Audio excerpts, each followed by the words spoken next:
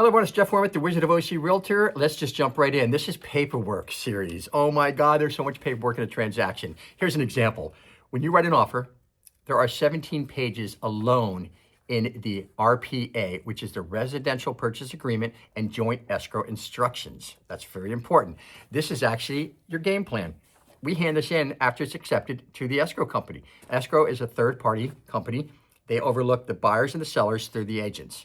So the escrow instructions are just like that. Page 1 is going to have the date, the address, the tax ID, the purchase price, the close of escrow. You need 45 days if it's an FHA loan or 30 days. It's all negotiable, but that is close of escrow. How many days do you need? Let's see, the purchase price in there, close of escrow, expiration. Expiration is, when I hand this in, it's got 3 days of response time back from the sellers, unless you put down a different date. And we can explain that later as well. So is it the initial deposit, $1 million? You're gonna put down $30,000. That'll legitimize the escrow. It's putting your skin in the game, and it's telling everyone that you're very serious. Here's our money, put your money where your mouth is. The occupant type is really important. At the bottom of page 1 is 3 boxes to check. One is primary. If you're gonna live there, it's your primary residence. If you're gonna vacation there, maybe it's a Palm Springs house, and you're gonna vacation there and play golf, then you would check secondary. Or is it an investment property? Are you gonna rent it out?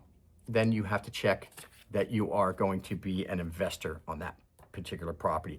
It's important. It can be considered fraud if you check the wrong box. Anyway, so that's page 1. Page 2 is pretty simple stuff too. These are terms. This one is like the time frames of doing your due diligence. And in this case, it's boilerplate. 17 days is standard.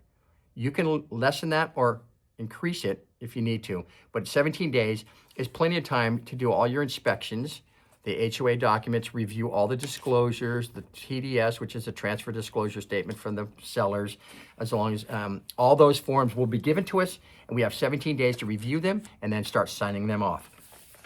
And then I'm going to say the last page is who pays for what. I'm sorry, the third page of the 17. And that's all we're going to do today, because otherwise it gets too crazy. So the third page is who's paying for what. One of the boxes is escrow. Each to pay own is standard. That means the sellers pay their escrow fees, the buyers pay their escrow fees. The home warranty, who's paying for it? You check that box. Seller, buyer, maybe the agent's giving it as a gift. So anyway, those are the terms. So the terms and the joint escrow instructions are the RPA. What you need, how much money you're putting down, are you getting a loan, are you getting cash?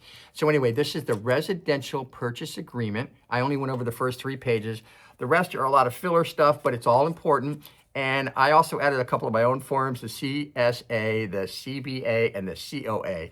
Cover the seller's ass, cover the buyer's ass, and cover our ass. I'm sorry to use that language, but it's true. There's a lot of forms in there that protect everybody. And it's all about having a smooth transaction, being transparent, communication. And anyway, this was the first round of the RPA. Thanks for listening.